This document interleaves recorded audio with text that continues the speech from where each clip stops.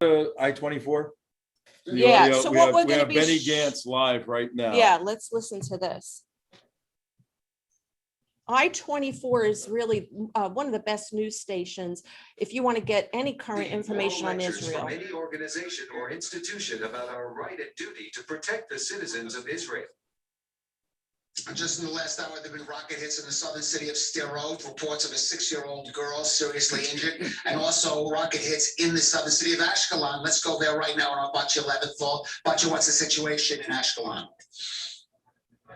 Really intense scenes coming out of Kalev. They've actually just put up police tape here, and I'm going to get the cameraman to swivel to show you. It does seem that shrapnel hit the floor here and it sort of exploded. There seems to be some kind of heat emanating from the hole that it's created, but we have been warned to get out of the area because just next to it is a gas leak, so it seems, and I really wish you could smell. It is extremely strong. Probably should not be standing so close to the police line. The man right here in front with his megaphone keeps telling us to move further back because they're worried it could explode any minute. It also appears that some kind of, it looks sort of like a bomb squad has just arrived. They are wearing really thick jackets in case this does sort of blow up. We can see a fire truck just arriving now. It seems that some of the members are making their way now to this hole that the army is currently working on. We do know that a few houses in this area were damaged from the shrapnel falling, but it does seem that the one currently in the road appears to be the biggest. We can see some of them removing some of the pieces or the shards that fell from that, all hurrying away. You can see some of the scenes now of the fire department here as well. They seem to be moving now, but that was a little told to get back. As I mentioned, earlier. very dangerous gas that appears It's right to now be, and they're telling us 4:04. that the We can electricity lower line that. actually fell. That's what's quite stain. 4:04 in the afternoon. We In went to Israel. Benny Gantz, who's the defense minister. Go ahead, you can finish with the introduction and we'll get our guests on. Yes, so over 2,500 rockets have been lost since Monday. Unbelievable. And also, I don't know if many of you are aware, but there were 350 rockets of the addition to that 2,500 that were launched from Gaza that landed in Gaza, and they killed their own people. And that, you know, you have to know really what is going on, because if you listen to mainstream media, first of all, they only give a few minutes to this whole crisis that's going on, where people in Israel are in shelters, the children that are traumatized, the families that are traumatized, and all they do is they equate, oh, there were 10 deaths on this side, and there were 28 deaths on this side, you know, as if there's some equivalency to really going through the trauma that all of the people within Israel are going through currently. It's unbelievable. It's a horrific situation. But I did want to say one additional thing, and then I'll hand it over to Tom. And that is what Prime Minister Netanyahu said. He has made it clear that Israel is not interested in a ceasefire. They intend to keep going. He says, we want to meet our objectives before stopping. There is no operation more just and ethical than the operation which we are conducting now in Gaza. There is no country which would sit with its hands folded in face of the threat of death from missiles. I was looking for the second page, from missiles. So, and, so you have to say, what's the end game here? The end game is for there to be a period of calm for Israel so they can go on with life. And that's what the people want, is to go on living. Not much to ask for. And as you listen to the legacy media, the CNNs of the world, you'll get that moral equivalency, comparing deaths. And more children have died on the Palestinian side. So therefore, Israel's the bad guy. Right. When in fact, we've been over this so many times since we started Monday. If Israel wanted to kill civilians, they could kill. They really could. If they wanted to, if they didn't care about the civilians, they can go in and they can level Gaza. But they answer to a higher authority. They do not want to hurt the civilians, whereas Hamas couldn't care less. They are bombing in very densely populated areas. It's just that's a war crime. It is a war crime. But now international pressure is mounting against Israel. In a little bit, we'll have Barry Shaw on from the Israel Strategic Studies Foundation. and he's in Israel. He'll give us minute by minute update. But we have tremendous guests this morning, very dear friends of ours for many years, and they have taken time. They're going out of town, but they have said, "We'll come on," and we're blessed and very happy to have them on this Sunday, a day when all Christians around, particularly evangelicals around the United States, are taking a stand and praying for Israel, praying for both sides, for the human beings, but from the war point of view, praying for Israel to win this war. So let's bring on Pastors Blake and Beverly Lorenz. How you guys doing? So happy to have you on. So just Well, it's great. by It's way great of to be here. introduction, this is Evangelist Blake Lorenz, Family Ministries, the president, and his wife Beverly, also a minister of Encounter Ministries. Encounter So happy to Ministries. have you on. And we know these Good to be guys here. for quite a while. How are you guys doing? Then we'll get into some of the material here. Go ahead, Beverly. We're doing really well. We're getting ready, honestly, to leave the country for the first time, to go on vacation. But yes, we're doing well. But I tell you what, my heart is so heavy for Israel right now. And I have the Red Alert app on my phone, which it just goes off every second. And it's heartbreaking. And we're just huge lovers of Israel. And so anyway, we're doing really well, and we appreciate you having us on, because Tom, you know, we love you so much and appreciate everything you've done for us. Yeah, Tom, Mike, you've let's, been a great blessing through the years for us. And in fact, just our support for Israel, just to let you know, one of the reasons we're getting away for a couple of weeks is I want to finish the book I'm working on, which is about Israel and the Messiah coming back. And it'll be interesting to see how God uses that to bless Israel and to encourage people in their support of Israel. Yeah, absolutely. We're looking forward to reading that. For our viewing audience at 9:10 in the morning, East Coast time, we're live. I'm here with Susie Gold, Jay Mark, Mary up north. What is it? 10 minutes after 4 in the afternoon on Sunday. Now, Sunday in Israel, it's really the first day of the week. The Shabbat, the Saturday, Shabbos, and Sunday is like a Monday here in the United States. Everything gets going. So there's been meetings, security councils and mayors, and everybody's meeting, trying to figure out what to do. But we want to give you a little insight into the Lorenzes and our relationship with them that started, I don't know, 12 years ago, something like that. Take a look at our screen behind us. We're going to put up a newspaper article. This is how we found out about the Lorenzes. They were kidnapping children. They were kidnapping children. Can you believe that? Thanks. Yeah. Yeah, You sound like the right. media. Yeah, now you're going to hear the truth. And there's an article in the Orlando Sentinel. Rivka Barry, couple that took Rivka Barry, says they have no regrets. Isn't that a great headline? Yeah. Beverly, when you saw that headline, what went through your mind?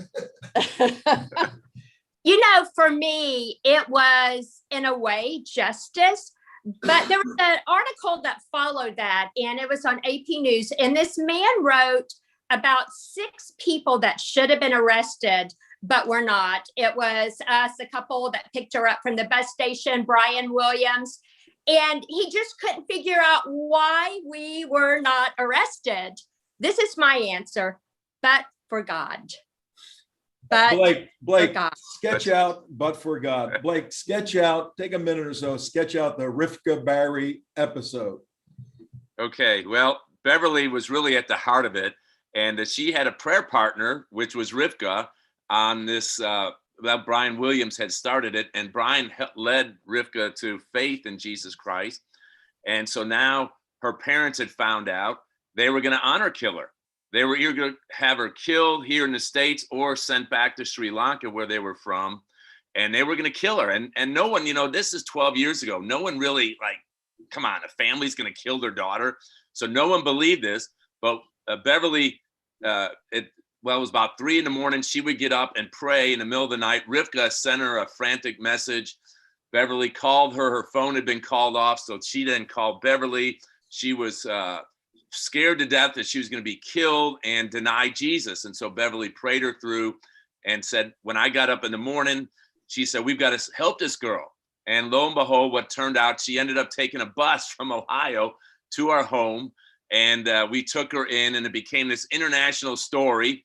And at first we were like heroes, which we weren't heroes, but then when the Muslims got involved with this, we became the brainwashers.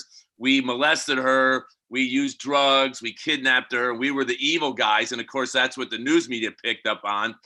And so we're like, gosh, all we tried to do is to help this young girl. And you can read her book. It was Hidden in the Light. So it was just a whole year of stress and pressure, but she got her freedom. Praise God. Thank God. She got her freedom. We're gonna play in the background a short video that Christian Broadcasting Network did, so the folks can see some of what was taking place. We got John Stemberger, the lawyer from Orlando, involved, and the United West was very involved, and Pamela Geller and Robert Spencer and all of that. Yes. But you guys were indeed heroes. You took in a Muslim girl who converted to Christianity, who was facing an honor killing. And then that's 12 years ago. Beverly, give us a quick update without revealing too much information, because she's still not, she's persona non grata in the Islamic community. Absolutely. She still stays to a certain degree hidden. She just got married last summer. John Stemberger walked her down the aisle, helped perform the ceremony. Blake and I were up there. Wonderful young man she married. And then we were texting last week. She just graduated from law school. All right. Great. I know. Isn't that awesome? That's such great news.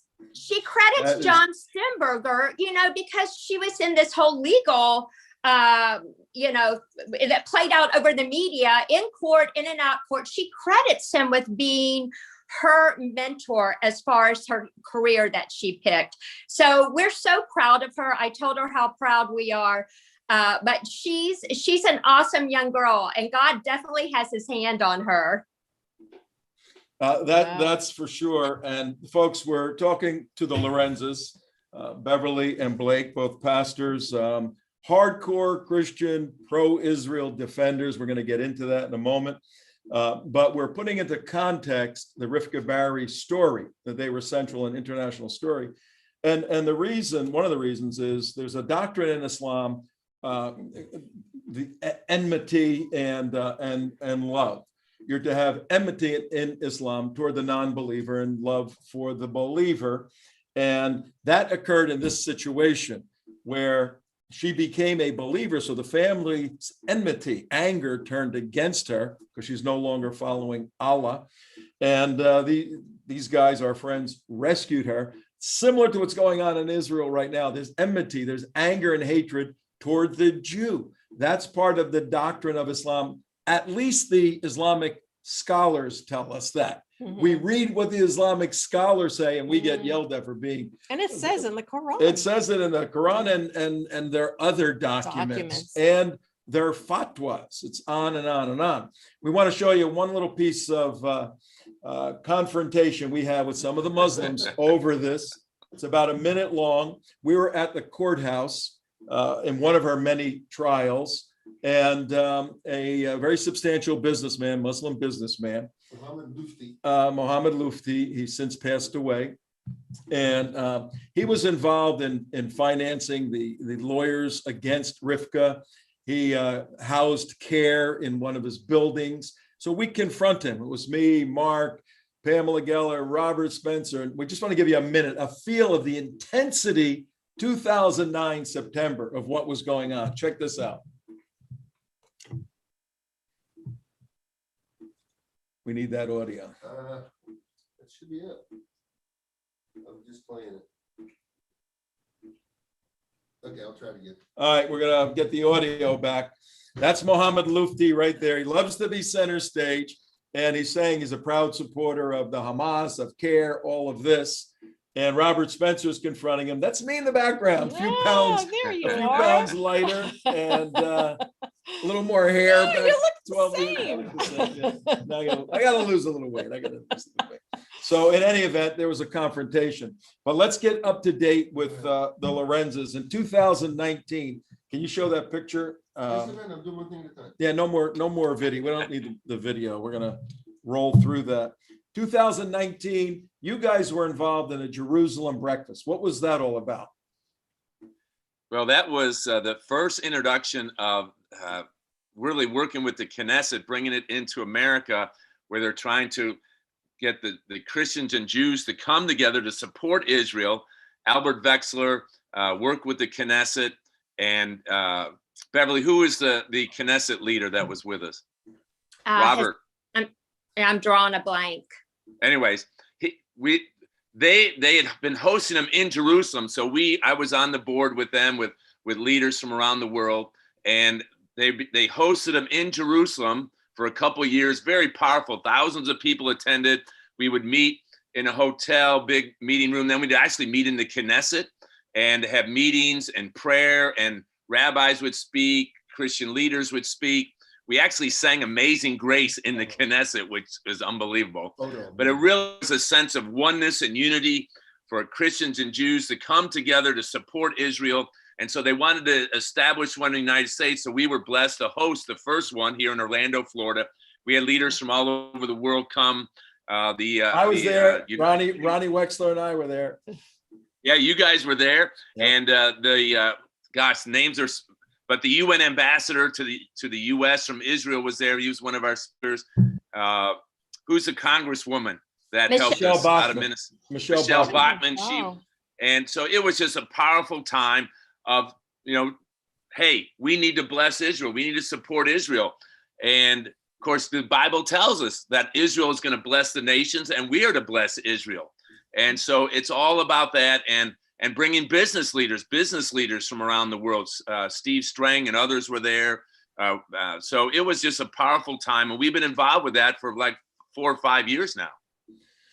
Beverly, tell us about the event in Jerusalem, the prayer breakfast in Jerusalem, where we packed out the facility. We were jammed in, couldn't move. Tell us about that.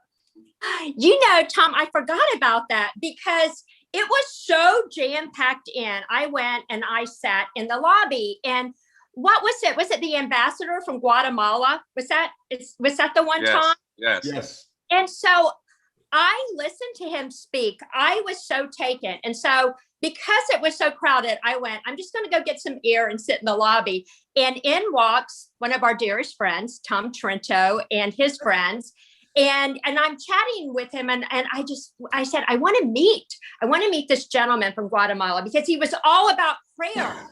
He knew without prayer, things would not move or be shaken in the heavenlies. So he came out, and Tom goes and talks to him, pulls me over, and I got this picture with this gentleman that, in my opinion, is a hero, because they moved the embassy to Jerusalem. America was the first one. And then let me say, we've been going to Israel, I don't know, every year for 10, 12 years, like, I'm not sure. But after they moved the embassy, there were huge banners hanging from the light posts that said, "Thank you, Donald Trump, for moving." That was amazing. Yeah. I mean, goosebumps to watch history unfold. Come on now. It was exciting. Do you have that photo of Beverly and me? Yeah, it's empty. It's the first one sent this morning. Check it out. You can pull it up as we speak. Tom, go ahead. I was going to say, one of the big things of the Jerusalem prayer breakfast was to encourage nations to move their embassies to Jerusalem.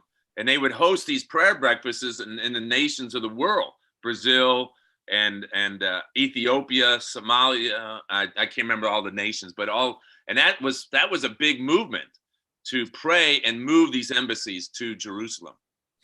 Yeah, part of what we're doing today, guys, is across the nation, Christians and churches at Sunday. How come you guys aren't in church? Hey, but you're here. We are in church. This is church. This is church. That's right. The ecclesia, the body, right? Yes, that's right. Where Israel's Christians are taking a stand for Israel to show the support for Jewish people worldwide and for the nation of Israel. That's our big idea today. Hang on, we're going to go to Israel right now, and we'll pull that picture up in a little bit. I'll resend it to you, Mark. You got it? Put that up before we go. Check this out, Beverly. This is a picture I found this morning in putting the show together in the lobby, and it's going up in a minute here. It's got to work. Everything's being contained. All right, well, we'll bring that in. We're going to go to Israel right now for Barry Shaw. Yeah, And- Barry is the Senior Associate for Public Diplomacy at the Israel Institute for Strategic Studies. He's been a frequent guest of ours, and he gives us up-to-date information in Israel. He's actually based in Netanya, which is very close to the Mediterranean, but he is keeping his pulse on everything as he's living in the midst of all of this. Good morning, Barry. Good morning, Barry. Happy to have you on again. Good morning, Susie and Tom. Thanks for having me. I want you to meet dear friends of ours, the Lorenzes, Beverly and Blake, pro-Israel pastors here in the United States. Hello, Barry. Strong supporters of Israel, I hope. Oh, Yeah. Oh, yes. yes, Very strong. supporters and Great, defenders. great love. We need you. We need you. Now more than ever. We need you guys too. We're standing strong. Believe me, we're standing Amen. strong. All right, Barry, why don't you Amen. give us an overview, a sort of a logistical overview, and then in the second part of the show with you, we'll go into detail about the international community, pressure they're putting on you guys, all of that. Right. I'll just give you some breaking news about what's been happening in the last 10, 20 minutes. All right. First of all, the Israeli Security Cabinet broke up a few minutes ago after a 4-hour meeting.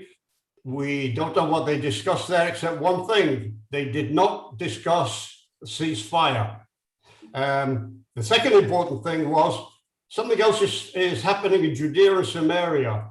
And there's been confrontations going on between Palestinian Arab youth people and the IDF. And this isn't yet an intifada, but the Palestinian Authority are reluctant to intervene, especially because of the front running is being headed by Palestinian Hamas. And these two factions are in political and strategic war with each other. You have to remember that Hamas is on the way to winning an election. And that's why Mahmoud Abbas cancelled it. And this is part of the political war, not just that Hamas is having with Israel, but that Hamas is having with the Palestinian authorities. They're in opposition with each other. And of course, what Hamas has been doing with inciting people to riot in Jerusalem and also the rocket war against us is really putting Hamas front and center so far as the Arabs and the Palestinian Arabs are concerned. They're, in other words, making the running of what's happening. Very quickly, because I think we're out of time, there's a couple of other points over here. The United Nations Security Council will be meeting in about an hour. They'll try to tie up Israel's hands, that's for sure. One of the things I want to tell you is that Biden, we have to say over here, has allowed Israel a certain amount of breathing space. But something I'll discuss later, he's being choked off as well. And the clock is ticking really before the enormous international diplomatic pressure on Israel, not Hamas, in order to stop the fighting. So that's where we are today. The other thing is about 5 or 10 minutes ago, as you may see on your TV screen behind you, we've had our first bout as of about 10, 15 minutes ago of intense barrage from Hamas again, and mainly taking up the south of Israel up to Ashdod, Ashkelon, and Gan Yavne. Okay, that's a quick introductory report from Barry Shaw in Israel right now at 9:27 in the morning. In Florida, 4:27 in the afternoon. Barry will be back in a few minutes, and then we're going to go point by point through the pressure the international community is putting on Israel to stop. To stop. Right. So here they're attacked, missiles are lobbed, civilians are in their shelters, this panic and fear in Israel, and yet, they want Israel to stop. And really, what do we consider an end game for Israel? What is the end game? And what we've heard over the past few days from experts is that an end game, or the best end game, is to gain some more time, because now it's been a few years. There was Operation Protective Edge that was a few years ago. And then what does Hamas do is that they resupply their military equipment so they can wage war again. So what they want to do is create enough damage so that there's some semblance of security in Israel for the civilians. All right, let's go back. We'll go from Israel to Florida, where the Lorenzes are. And we're going to there's a picture, Beverly. You see it behind me? What a great moment. Oh my goodness. When That's great. Talk, you can just feel God's presence. Yeah, what we have here, this was at the Jerusalem Prayer Breakfast 2019. And this is me right here, Beverly right there, Dr. Ronnie Wexler. This isn't the one with the Guatemalan ambassador. This is Ari Lightstone. Ari is the chief of staff for Ambassador David Friedman, who was a phenomenal ambassador from the U.S. to Israel, instrumental in the move of the embassy. And we had developed a good relationship with Ari. But that's a blast from the past right there, just a couple of years ago. Yes, So, it is. Beverly, what is your message to the evangelical community, the Bible-believing Christian community regarding Israel, in particular, the situation right now in Israel? Well, let me just say, I have a heavy heart for the Christian church in America. My personal opinion is that the church has been distracted. And, and the word distraction is the word traction. When you get distracted, you lose your traction on the path that God's called you to be on. I feel like we're so consumed with things in America. Should we mask? Should we vaccinate? So many things that we're missing what God really has on his heart. Israel is always on God's heart. So I'm very concerned about the church because it's so divided right now. And my message is get into the word, read the prophecies that talk about Israel, and get into that and see. I really feel like prophecy is unfolding right before us. And I just really pray that the church, this is my prayer. I've been praying for the American church. Wake me up. Wake me up, because I feel like we've hit a slumber in America. And I think sometimes until things really get hard, we're not going to awaken and see what's really going on in the world. So yes, my heart is to educate the church. And I also want to add, our attorney, when we went through with Rivka, with Matt Staver, and I love what Matt does. He takes college students until last year with the pandemic. He takes them to Israel to educate them on Israel, because the colleges have been infiltrated with money from terrorists that are dictating how professors should teach, and professors are buying into it. And so, one of the, and I want to add this, one thing that's just been going through my mind lately is Patrick Henry, give me liberty or give me death. And I think we need to wake up and realize our liberties are being taken away. And, we have got to stand with Israel. We have got to wake up and see that there's a covenant that God established with Israel. All right. Well said, Beverly. Now I have a Torah observant Jewish co-host here, and I may have to interpret a little. She's pretty astute on Christian stuff. I may have to. I've learned from you. Yeah, I may have to interpret a little to her. But in our little warm up to the show today, you guys have something in common. You have a daughter. Share that that conversation you had. Yeah, you were telling us about your is it your daughter-in-law? My youngest daughter who is an attorney, and she met a wonderful, wonderful guy. They both are Harvard Law grads. And he's Orthodox Jew. And so she converted. And I want to say it takes 2 years for conversion. So she went through a 2-year process. They are practicing. When we go to their house, I mean, we do Shabbos dinner. Every day he's in the Torah. So we understand. I mean, because when we go visit them, we are right along with them. Our feeling is we serve the same God. Our differences might be on how we view the Messiah, but one day we'll understand, or we'll figure out, okay, maybe, you were right or we were right. It doesn't matter. We worship the same God. Right. And that's what we were sharing earlier. I don't mean to interrupt you, but I just wanted to recap what we said a little bit earlier, which is, here I am. I am a Torah observant Jew. Some say, are you Orthodox, conservative, Reform? The truth is a Jew is a Jew is a Jew. The Torah is the Torah. The Torah doesn't change.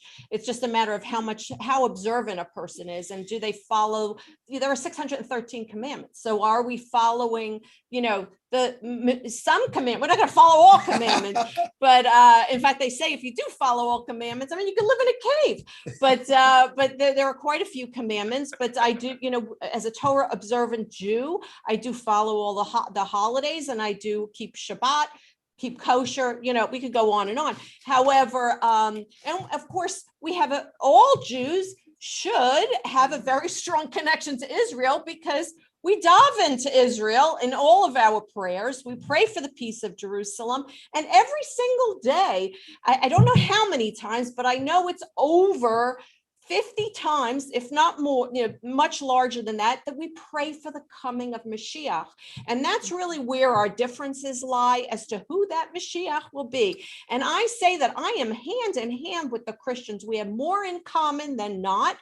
And here I am sitting with an evangelical Christian, and we together, he's my brother. He is my brother. The Christians are my family. And it's distracting. That's very distracting. Very distracting. She's let her go. But you know what? I have a very strong connection with Kufi, which is, Christians United for Israel, Reverend Hagee. Reverend Hagee's brother is Rabbi Scheinberg, who I had the pleasure of speaking to. And I asked Rabbi Scheinberg, how do you reconcile about Mashiach? Here are your brothers. You are brothers. And he said, you know what? I will be when Mashiach comes, I will be hand in hand with Reverend Hagee, and I will welcome whoever it may be. And that's how I feel about Tom and all of my brothers and sisters that are Christian. We need to do shows on that, because it's very, very important. As a theologian, as a sort of a parenthetical thought, what Blake what Beverly was saying earlier about a heart for the church. The evangelical community right now, many of them have gone over hardcore to the left and taken the gospel, the good news, and supplant it with some sort of social action thing. We ran into this with the election in Georgia. Reverend Raphael Warnock, who's a Marxist, right, Black liberation theologian. Many, many, many dear Black Christians, true believing Christians, voted for him because they abandoned their basis of their belief in Christian doctrine. That's the crisis that Beverly and Blake have identified. I want you to speak to that in a second, Blake, to how we correct that problem. And then we're going to bring Barry back on for the remainder of the show.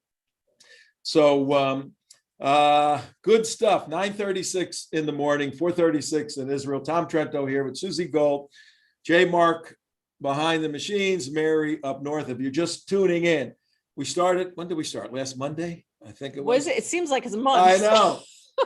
The first show we had was Monday. This is 7 days of the war on Israel. This is the 7th day. Started on Monday, but actually weeks before, as they were attacking Jews. But we started Monday. Monday with 9 a.m. broadcast East Coast, and we go as long as we go. Today we're going to stop close to 10, and we're going to be here.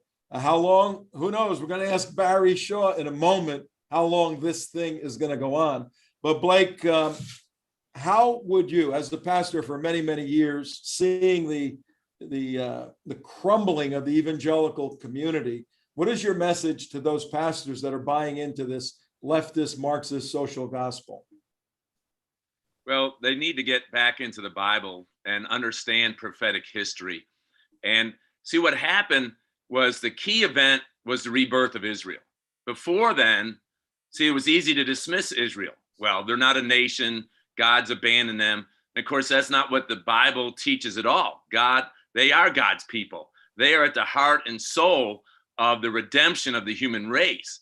And we have to go back to say, okay, 1948, Israel was reborn in a day. Isaiah prophesied that. And then Jesus prophesied that Jerusalem would no longer be trampled by the Gentiles. 1967, the Jews retake Jerusalem as their capital. So all those events have shaken up the Christian church. Now they have to recognize, hey, Israel is at the heart of the prophecy of the Messiah coming. And so we've got to teach them. And when you show them in the Bible, all the prophecies of Israel, of how God is regathering the Jews back to Israel, all the signs are there that Jesus prophesied would be the coming and preparing the way of the Messiah. And so we have to teach them. But it's a battle. The Muslims are doing an unbelievably good job, a terrible job from our perspective, on the college campuses. They are giving them false teaching. They don't even understand the basis of the birth of Israel and why Israel, it's their land. And they're teaching them, no, the Palestinians, it's their land.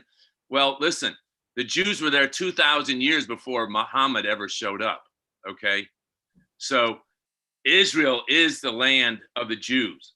And the sad thing is the Jews want to love and accept everybody in Israel.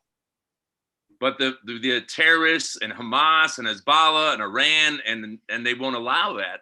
And so personally, my understanding is this is just going to keep getting worse and worse and worse till, as Zechariah, the Jewish prophet, said, the nations are going to gather against Israel, even come upon Jerusalem, and then the Messiah is going to show up. You can read it in Zechariah 14, and it's all there. We're not going to have true peace until the Messiah comes. And of course, from our perspective, obviously, that's Jesus shows up. So, but we got to be in the battle. We got to be in the battle to defend Israel, to stand for Israel, and to bless Israel. God commands the nations of the world to bless Israel. And if you don't bless Israel, you will be cursed. You'll become a goat nation instead of a sheep nation, which Jesus says he will separate the sheep from the goat when he comes back. And boy, you want to be in a sheep nation, let me tell you. And America's right on the edge. We're right on the edge. And we're fighting for America to bless Israel. All right. So that's in a nutshell. No, that's tremendous. That's great stuff. Beverly, can you take about a minute and close out the Lorenz segment of our show today? I know you guys got to take off to They have to pack. They got to pack to a well-deserved vacation. That's right. The Well-deserved. plane's not going to wait for our show. That's for sure. Well, first of all, I just want to say thank you for having us on. Israel is so close to our heart. And I do want to add one thing. And I said this, we were interviewed by Fox after we had taken Rivka in, and the interview went around the world. But one thing I do want to say, we are not against Muslims. It's radical Islam that is attacking Israel. You have to separate. This is Hamas attacking. And one thing I didn't realize is CAIR in America, Council of American Islamic, was founded on Muslim Brotherhood and Hamas. So I just want people to realize this is not about a separation. This is about terrorists attacking God's people. So anyway, thank you for having us. It was so wonderful. We love seeing you, Tom. It was just nice being on the show, and we appreciate what you're doing, and we appreciate you educating the world and standing for what we believe in. Amen. Thank you for coming Lorenz's, we'll see you. Pleasure to Thanks have a lot. you. And Thank you so much. Mark, you're just back in time to switch Barry back out. We're going to go back to, you guys have a great vacation, by the way. Yeah, have a wonderful Wonderful. Thank you. vacation. Bless. Enjoy. I love meeting them. Hopefully we'll have you Can I on say one again. thing real We quick? will. Real quick. Yes, go ahead. I have a podcast that's on 3 days a week, Monday, Wednesday, and Friday. And a lot of it has to do with the prophecies of Israel and supporting Israel. And they can go to Awaken with Blake Lorenz and listen to all these teachings on Israel. So I just encourage that, because we're right with you in the battle. We're trying to do the same thing as you, educate people to the truth. Send us the link in our material. Is it MuslimBabyKidnappers.com or something like that? Yes. AKA Awaken with Blake Lorenz. That's all you got to do. Awaken with Blake We'll Lorenz. put that up on our website. All right. Thanks, guys. Thank Thank you. Guys, Thank you. Great to meet You guys are awesome. We're wonderful Wonderful people. people. And they're not far from here. Yeah. Just a few hours away. Yes. So we'll have them down here and we'll have a little. Did Get great, together. great work. And Oh. really what they did for Rivka, what they do for so many thousands of people. But, that story about Rivka is It unbelievable. was pretty Because, wild. the truth of the matter is these extremist Muslims, they'll kill their kids. They'll kill their families. You have They'll, the audio if for they that? leave Islam, All that's a death sentence. What we'll do, I wasn't going to go into it, but you brought it up. So we'll, before we go to Barry, we'll play that 1 minute rumble at the courthouse. We had hours of tape. She's a brave young girl, Yeah. 12 years old at the Yes, time. Also, rocket attacks or attempted rocket attacks on be Jerusalem for the quiet. first time in 7 years here. And air raid sirens came out. Those were rocket attacks from the Gaza Strip, and those rocket attacks have continued. That was from this- Monday, this is a so review. that's Let's go reported. to Israel South and our defense correspondent Daniel. They're showing a review. Yeah, okay. All right, we're going to put our video up from September of 2009, and we'll have the audio this time because Mark found the I forgot to turn the volume. Mark found the recorder where you put the audio up. And so what this is, let me set it up. What this is, we're outside the courthouse. The court was trying to determine, did the Lorenzes get arrested? Is she going to be sent to childcare? She's 17 years old now. So jumping ahead, when she turned 18, we were at the hearing in Ohio, and she was emancipated.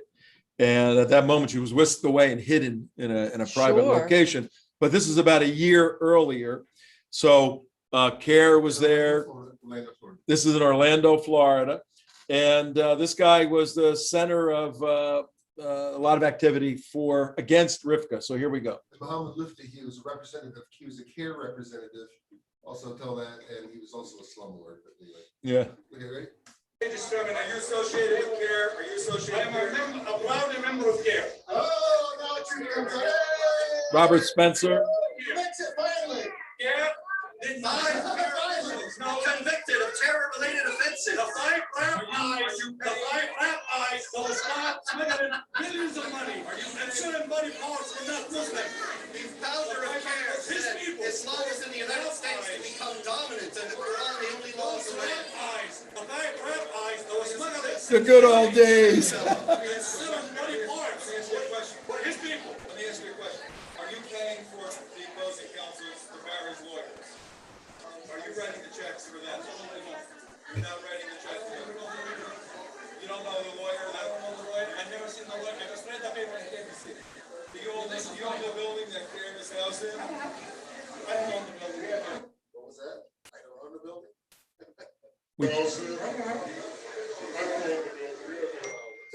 This is Mark's editing 10 years ago. I am a proud member of CARE. Did you meet with the Barry's counsel earlier today?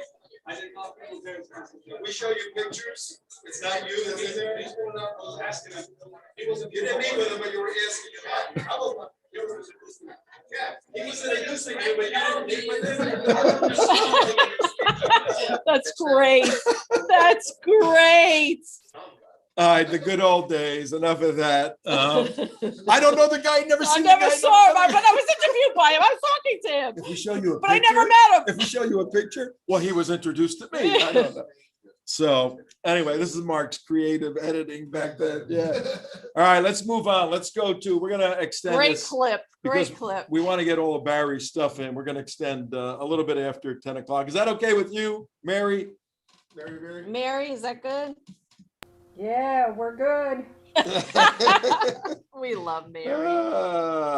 All right, let's go back when you want to introduce Go Barry back again. to Barry, Senior Associate for Republican Diplomacy at the Israel Institute for Strategic Studies, provides us with up-to-date information about Israel. He's from Netanya, Israel, which is along the, Netanya is along the Mediterranean, so it's right by the sea. But everything is very close to Israel because Israel's a teeny weeny country.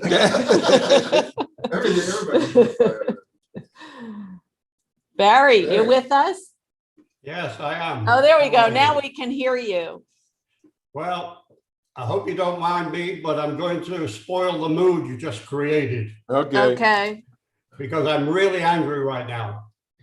I'm angry with Bernie Sanders, who wants the United States to be even-handed over Israel defending ourselves against a rabid, deadly terrorist organization.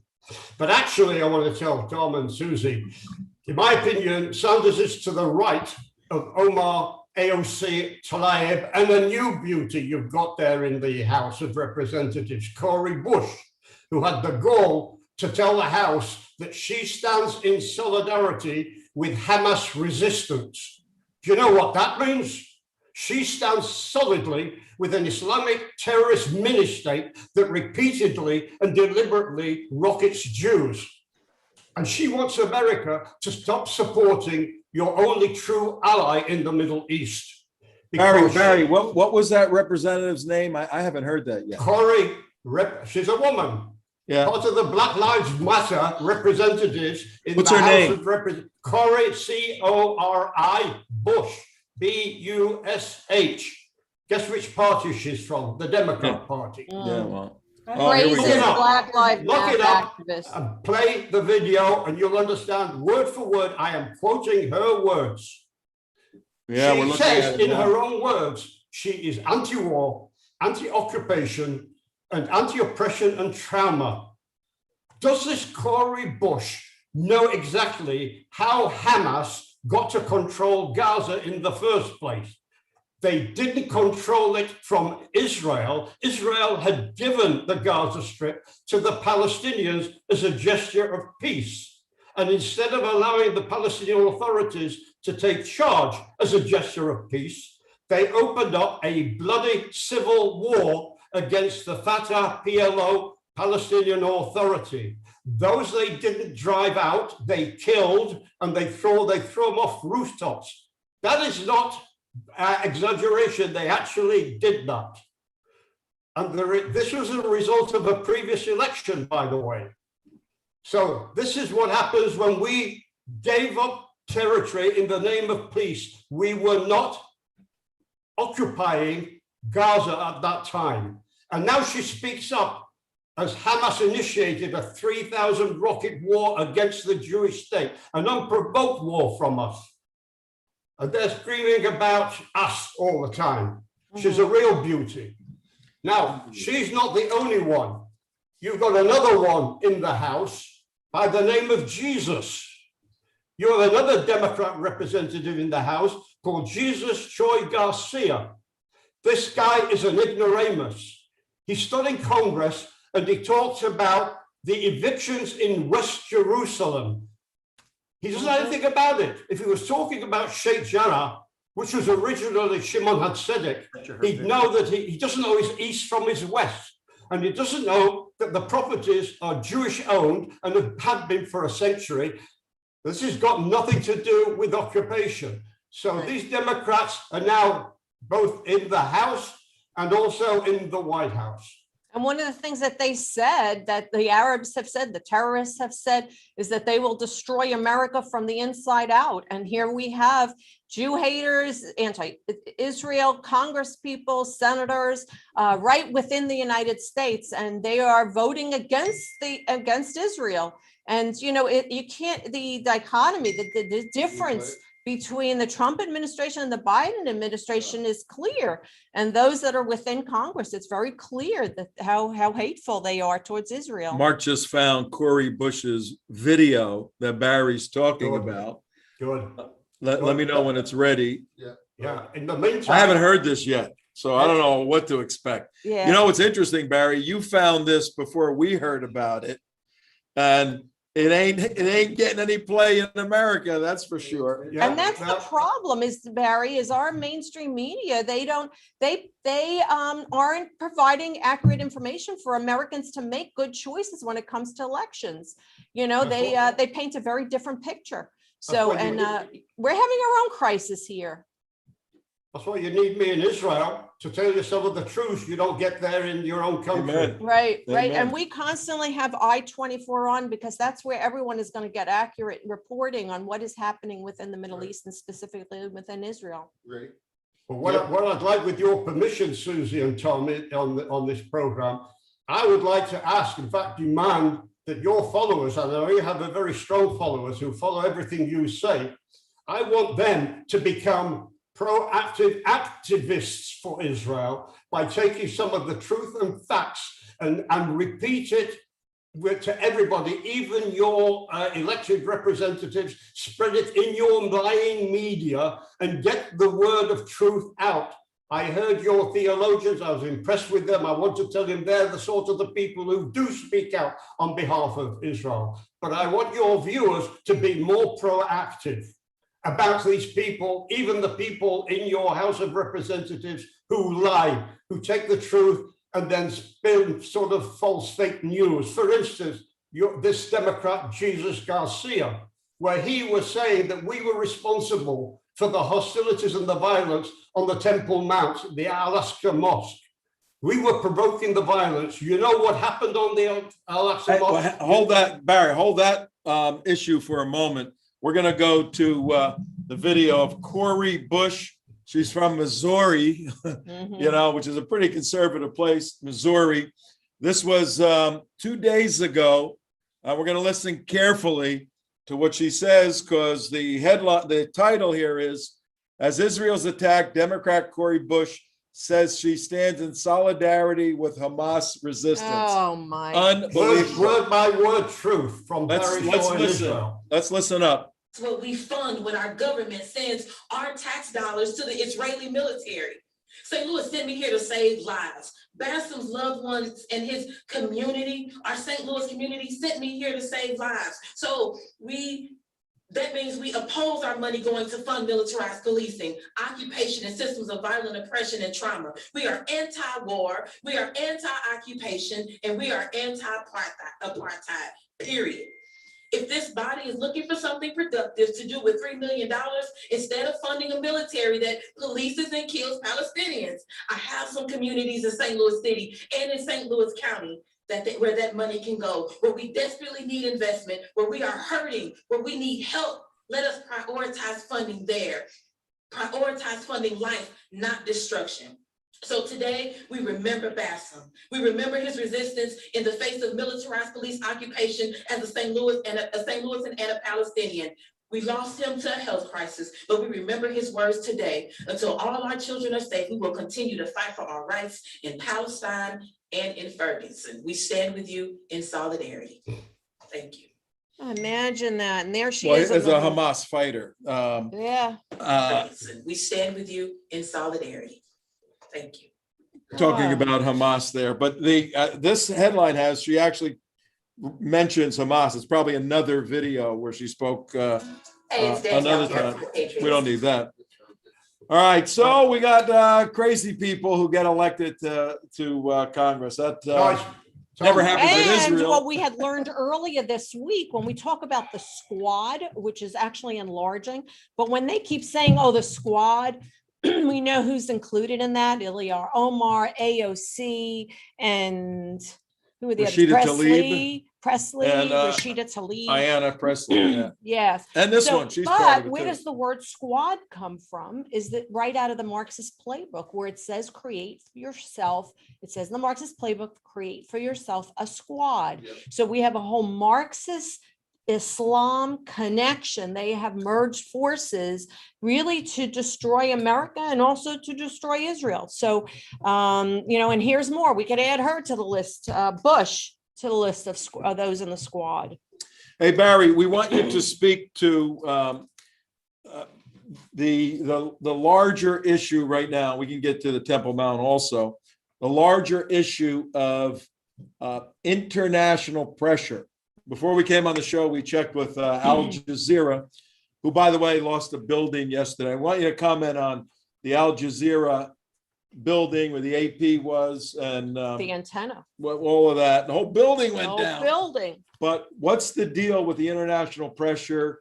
Where's Israel's leadership? Who is Israel's leadership? And what's going to happen?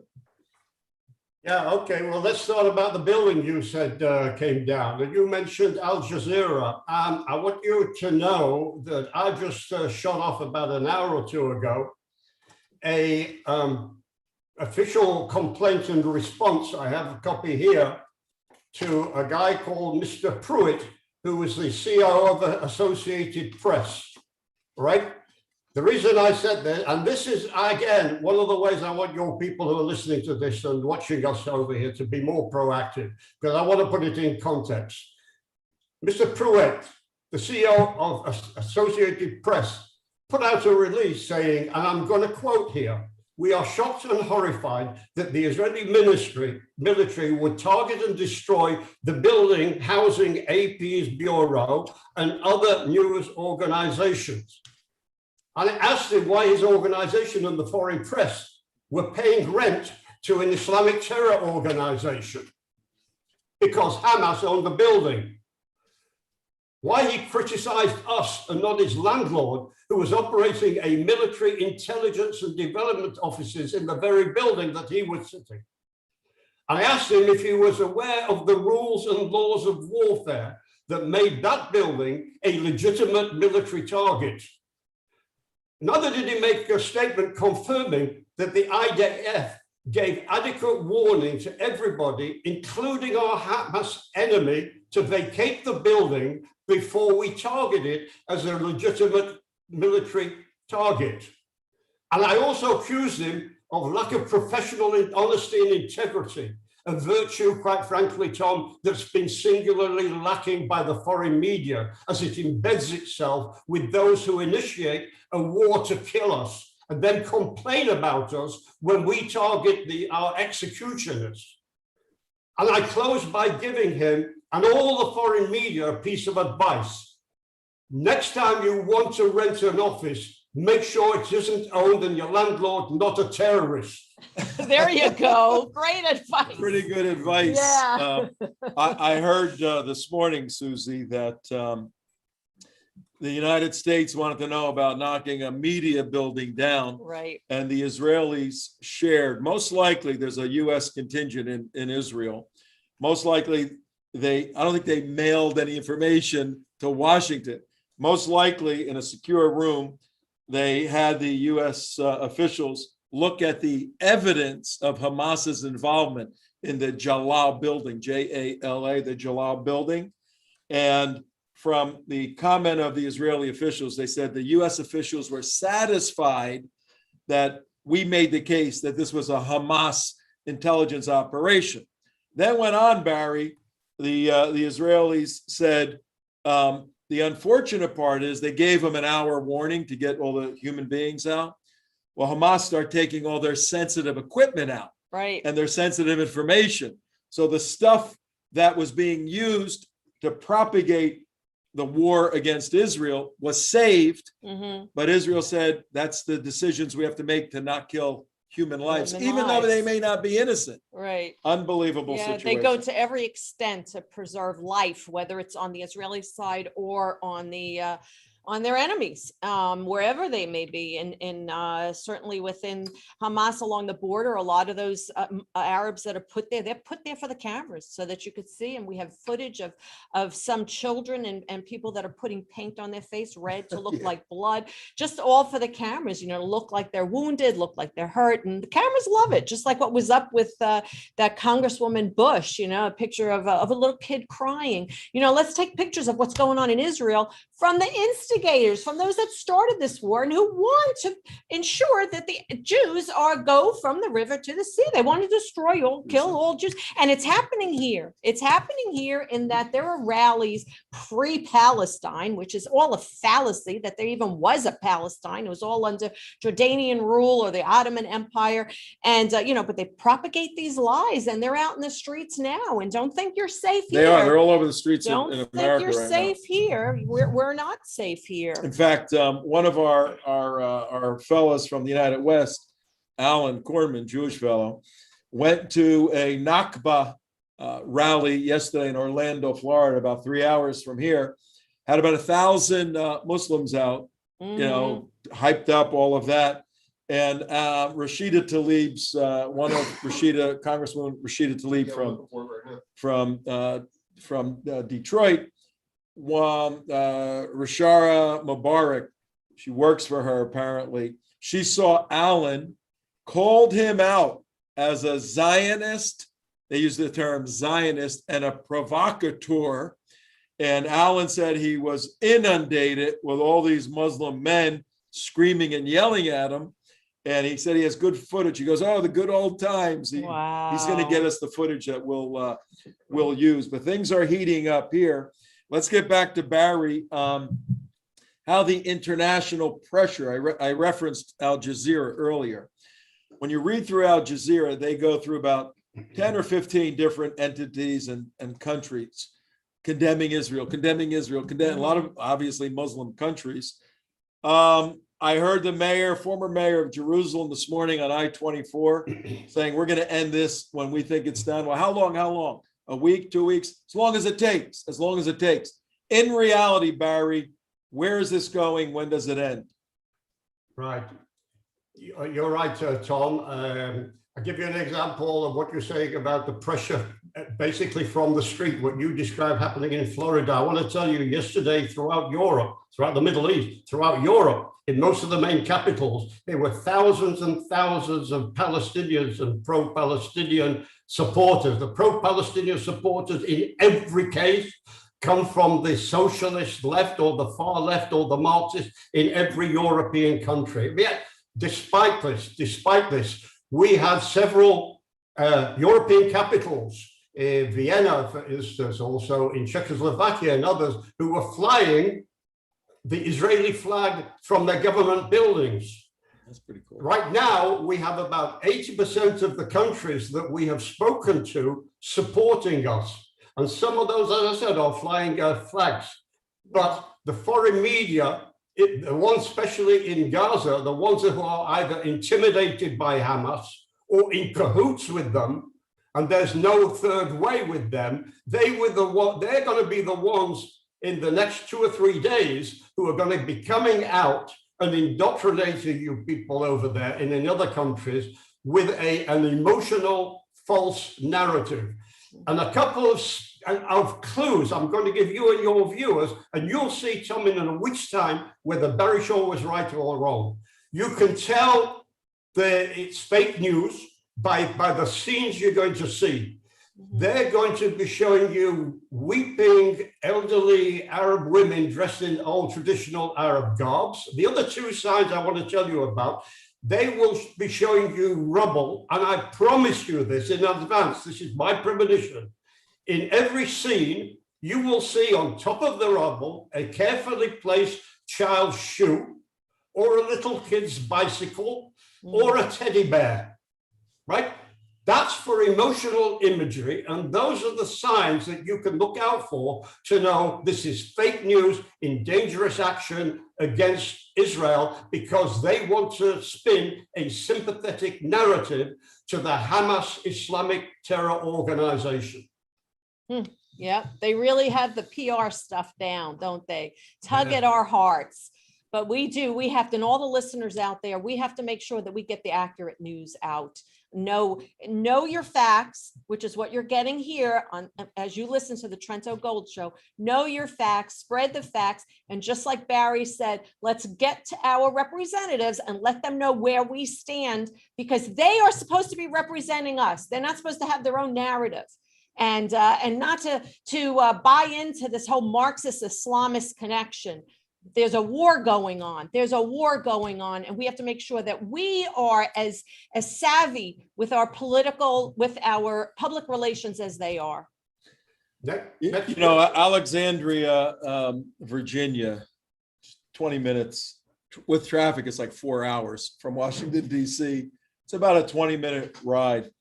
Can you imagine if on King Street, that's where we go to the cigar bar there, Mark. Yeah. It's a beautiful, quaint, old, from the 1700s, Alexandria, Virginia. Could you imagine if in Alexandria, Virginia, there were rocket teams firing Katyusha rockets, the A-120s we were looking at yesterday, into downtown Washington, D.C. Yeah. Hundreds of them. And DC has a missile defense system set up, and they're knocking them down. But and then DC starts fighting back, and the rocket teams and the terrorists aren't all destroyed, but they start calling for, all right, stop! You got to stop now. Can you imagine what the people of Washington D.C. would be saying? What would they do? What's the difference? No matter how you want to figure out how this battle started, the missile part started with missiles flying from Gaza into Israel. That was the elevation, the military elevation. So Israel has a couple of options. End it when people tell them to end it, or end it at a strategic military moment. What would that strategic military moment look like, Barry? Right. Let me give you a couple of perspectives that you raised, Tom. You didn't need to talk about Washington. I can tell you the distance between Gaza and Sderot is the distance between your house and Boca Raton. Also threatening to set. Yeah. And the final thing, I'd like to leave you with this. What we're heading into is another war, and it's going to be a war for the hearts and minds, and that's the war we have to win as well. And there's a saying over here in Israel that there's no right or left. There's only right and wrong. And I want each and every one of your viewers to realize you're either on the right or you're wrong. And I hope you'll be on the right side, which is the Israeli side, because that's where truth lies. That's where facts lie. Well, I got something for you. Good point. All right, we're gonna wind this down in a few minutes. Mark has what do you have for us, Mark? All right, here's on the floor of the House. Set it up. What is it? I am the only Palestinian American member of Congress now, and my mere existence has disrupted the status quo. I am so personal for me. I am a reminder to colleagues that Palestinians do indeed exist, that we are human, that we are allowed to dream. We are mothers, daughters, granddaughters. We are justice seekers and are unapologetically about our fight against oppressions of all forms. And colleagues, Palestinians aren't going anywhere no matter how much money you send to Israel's apartheid government. If we are to make good on our promises to support equal human rights for all, it is our duty to end the apartheid system that for decades has subjected Palestinians to inhumane treatment and racism. Reducing Palestinians to live in utter fear and terror of losing a child, being indefinitely detained or killed because of who they are, and the unequal rights and protections they have under Israeli law. It must end. Yeah, I think I'm going to throw One up. of Israel's most prominent human rights organizations, B'Tselem, has declared Israel an apartheid state. Human Rights Watch recently recognized it too. This is what Palestinians living under Israel's oppression have been telling us for decades. I have been told by some of my colleagues who dispute the truth about segregation, racism, and violence in Israel towards Palestinians that I need to know the history. What they mean, unintentionally or not, is that Palestinians do not have the right to tell the truth about what happened to them during the founding of Israel. They are, in effect, as Damon told us yesterday, in fact, they erase the truth about ethnic cleansing of Palestinians in Israel, that some refer to as the Nakba, or catastrophe. As Palestinians talk about— I think that's enough. We know what the truth is, and that is the furthest from the truth. From a communications point of view, it's very, very difficult to arrive at the actual truthfulness of historic events, historic facts, if you have a predisposition toward enmity, toward total hatred for the other side. Then you have these glasses on that color everything as hatred. So if you attack them and they defeat you, they are the occupiers. Well, yeah, that's what happens. They occupy land when you lose. That's what happens. Well, they got more land. Well, you kept attacking them. It's happening right now. And so it's very, very difficult to get somebody like that who has such hatred for Jewish people to look at the facts of 1948, 1951, 1956, 1966, 67, 1973, 2008, 2014, these things.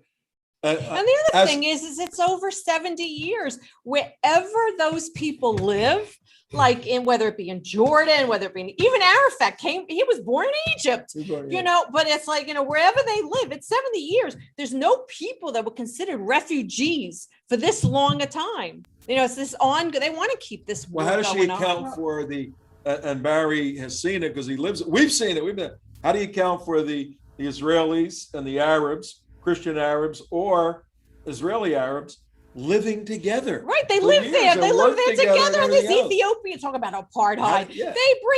They brought black people from Ethiopia, from Abu Dhabi, flew them in the middle of the night and brought them into Israel. And here you have 4 Arabs that serve in the Israeli Knesset.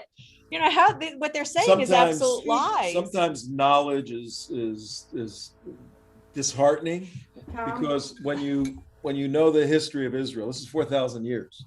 It's been every group of people from the Midianites, the Assyrians, all always attacking Israel, always up to Hitler, And then finally, as Blake said earlier, a reconstitution. That was a big thing in my becoming a Christian. When I saw the prophetic timetable of Israel regaining a homeland, no one's ever done that.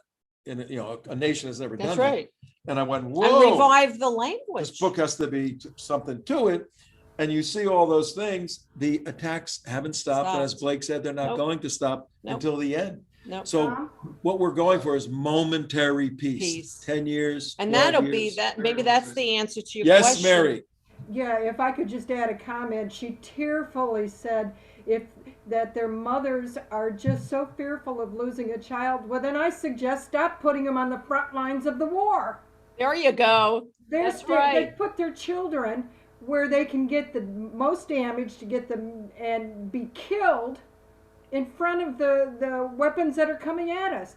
Why don't they protect their children? It's a theological and cultural honor to give. I understand that. To send your kid to be a shahad. Right. Then don't and stand die. Up there. And die. And don't stand up there and say, oh, we're so scared our children are going to be harmed. Really? Everybody's got to remember, this is the same woman that when Trump got elected, she said, we're going to impeach the mother effer in front of her little 10-year-old son. Right. We're going to impeach the mother effer in front of her little son. She's a nutcase, but she's got some time, but she got a platform and she has a microphone. And she's got people voting for her. Right. And she got reelected. And also the core essence of all this is her total loathing and hatred of Jewish people. She's a complete, total Hitler hating type. Yes. And that's the core essence of her is her hatred of Jews. You talk about racism. Oh my God, she's a racism on steroids as far as against Jews. I mean, she. Of history to serve their own purpose, which That's it it. says, get rid of the Jews from the river to the sea. All right, we got a couple of questions for Barry, and then we're going to close this show out today. Tomorrow, you want to be here tomorrow, 9 a.m. East Coast time, 4 o'clock Israel time. Yeah. We have General Jerry Boykin, who served in one of the founders of Delta Force, served in the Army for 35 years, one of the commanders.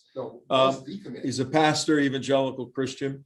We have Eric Steckelbeck, who is on-camera reporter for Christian Broadcasting Network, usually in Israel. In fact, he's on his way to Israel, but he's coming on the show. And we have David Horowitz, who couldn't work out his computer the other day.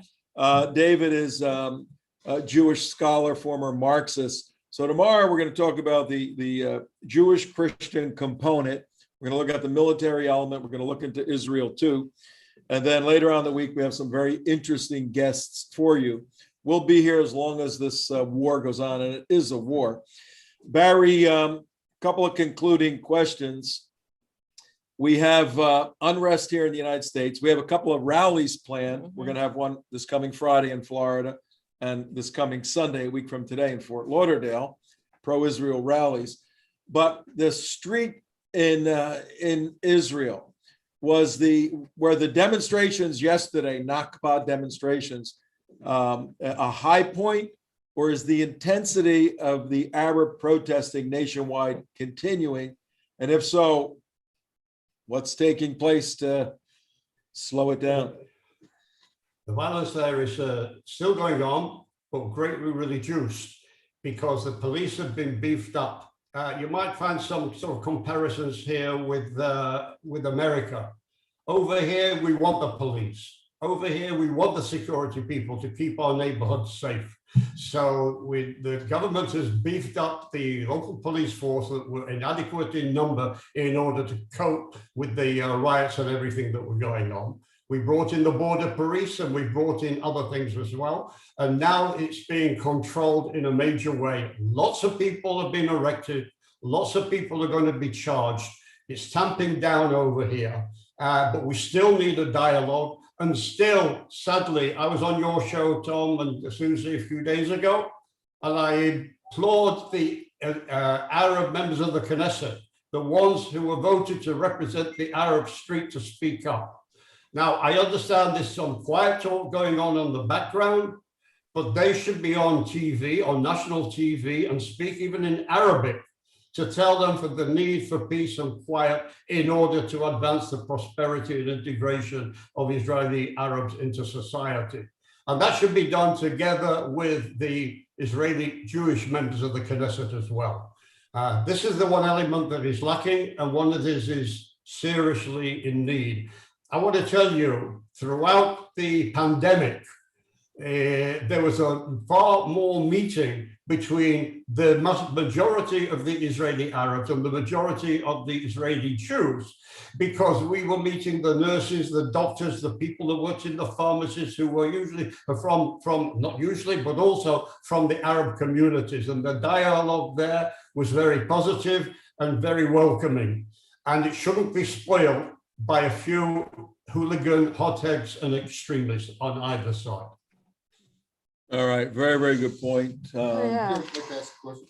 Hey, Barry, what's going on with Lebanon and Hezbollah? Anything? And why, if they're not doing anything, why are they not doing anything? Because I thought they'd be jumping in by now. Was that addressed to me? Yes. Ah, okay. We had a little incident yesterday where a number of people tried to infiltrate into Israel, but they were caught by the IDF.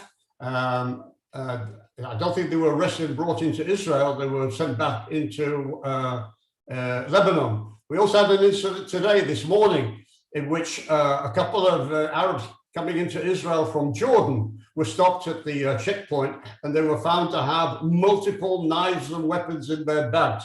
So they were going to come over here to join in the fag as well. One of the points that has been mentioned over here quite frequently is how, in a sense, fortunate that Israel was, but it's not fortunate because we took steps, that Hamas didn't have the sophisticated and the precision rockets that Hezbollah has in Lebanon. Had they had that, their firing could have been inflicting infinite damage in the heartland of Israel up the narrow coastal belt and also into Ben Gurion Airport. But if we had had if they had had the weaponry that that Hezbollah has had, it could have been fatal over here in a major degree. And Israel really has a problem of what to do with the weaponry that are buried under houses in southern Lebanon. They have about 120,000 weapons, rockets, missiles supplied by Iran. Some of them far more accurate and sophisticated than the ones that Hamas have. Why hasn't Hamas attacked? Was the question. If they had, why Hezbollah. Hezbollah. Why hasn't Hezbollah attacked? It's that's a question that's been discussed behind closed doors in security committees and things like this. And the decision is not to open another front with Lebanon right now. That is also a destroyed state in which Hezbollah basically runs Lebanon. But this is something that the international community haven't done. There are United Nations presence, not that they're effective, they're there as observers going on, but they don't really bring their report, an honest report, to the United Nations. It's an issue that ought to be brought to the United Nations, not that we can trust the United Nations to take any measures. As I mentioned earlier in the show, the United Nations Security Council is going to meet in about an hour's time to discuss what's going on here. And you can be sure that it's going to be Israel that'll be taking the blame so far as the United Nations are concerned. Barry, I just got a report right now. It's 10:23 East Coast time in the US, 5:23 in Israel, that there's an attack terrorist attack at the Damascus gate that just occurred right now. While we're concluding, see if you can find anything on that. But Jerusalem Jane just reported on that. She's right down in Jerusalem. Usually a terror attack at the Damascus gate is usually an Arab or a couple of Arabs with a gun or a knife who is looking for Jewish targets to kill. And usually these terror attacks start and finish within about a minute or 2 minutes because of the security presence over there. They end that quickly. And fortunately, they usually end with the terrorists neutralized rather than dead Israelis and Jews. However, there have been many Jews killed in these terror attacks in the Damascus gates and other parts of Jerusalem. It's a regular occurrence. I just got a report on it. Terrorist attack reported at the entrance of the old city just hours before the start of Shavuot. The ramming attack outside the gate. 6 Israeli police officers were injured in the attack. The terrorist, as you just said, was neutralized. That's the Israeli term for killed. We call that vehicular terrorism. Yeah, he ran into 6 police officers. So Shavuot, as you said, is a very holy time. The operations are going to continue. Also, we will have our good friend Umar Melinde, Pastor Umar Melinde on. We met him in Israel at the Shiva Hospital in 2011. Israel, a great story. So we'll have him on also during the week. Well, Susie Gold, Barry, want to thank you. Susie's going to close out the show because our big idea today was Christians standing with Israel. As a Jewish woman, your thoughts as you close the show on we Christians standing with Barry and you and the rest of Israel. Thank God. Thank God. I just say thank God for the Christian people that are standing with Israel and that we are standing as Jews and Christians together. for Israel and to stand for the side of truth. And also what we do is we work within the United States to ensure the continuation of a Judeo-Christian government, and because that's what the Constitution is founded on. And for us to merge together during this most significant time, we have more alike than we have differences. And I thank and I love our Christian extended family, and we need each other. We need each other during this difficult time. And I thank God for all of our experts and our guests that come on to provide the accurate information that we could provide everyone. Tune in every morning at 9 o'clock. And I did want to make a plug for Hatzalah. Hatzalah is they are first responders in any situation. They're in Israel. They're also in New York, and I believe we're starting one here. But Hatzalah it's run by volunteers, and they're medical people, nurses and doctors, and those that are trained in first aid. And whenever there's an incident, a shooting, a heart attack, it could be anything medical, they are oftentimes the first at the scene because there are so many volunteers within the organization, so that they get on motorcycles, on scooters, or they also have vehicles so that they can get Hatzalah, Hatzalah, Hatzalah. And we'll put it in the. It's Hatzalah. I do have a email address. It's Linda at Hatzalah, HATZALAH.org.il. IL is always for Israel. So right now, of course, in light of what's going on, this is an auspicious time to send your donations to such a worthy cause, because they save lives. They save lives right on the ground. And when you're not giving them a donation, give the United West a donation so that we can continue our programming and we can expand, because there is no news like this that is right up to date, and that we spend an hour to sometimes 2 hours so that we can get the correct information to you, so that you can in turn share it with others. And like Barry said, be active, be proactive in this situation. Make sure the correct news gets out. Make sure you contact your politicians, write them, call them, make sure that they know what your opinions are with regard to this war against Israel. Amen, sister. I just got, I don't like saying something after a close like that, but we have sources all over the place. This is the Shadow in Israel, calls himself the Shadow. The Shadow knows. Part of the IDF, bringing goodies for the boys at the southern border. Israel destroyed the entire navy of Hamas. They worked on it for years. All 17 outposts were just destroyed. Their attempt to hit Israel's offshore drilling rigs failed. Commander of the naval commando unit of the Hamas was just killed. So the Hamas had a navy? Wow. Yeah, I didn't know they had a navy. Such as it either. was. So their navy doesn't exist anymore. Wow. All right. Anyway, Wow. on that good note, we will close out the show. Yeah, thank you, everybody. Thank you all for joining Barry, us. thank you very, very much. As always. As always. We'll be back to you. Mary didn't go to we church today. love me. Oh, This is man. her church. And we'll see everybody tomorrow. Good show. General Jerry Boykin, Eric Steckelbach, David Horowitz, 9 o'clock tomorrow morning. See you. 9 o'clock, everybody. See East ya. Coast time.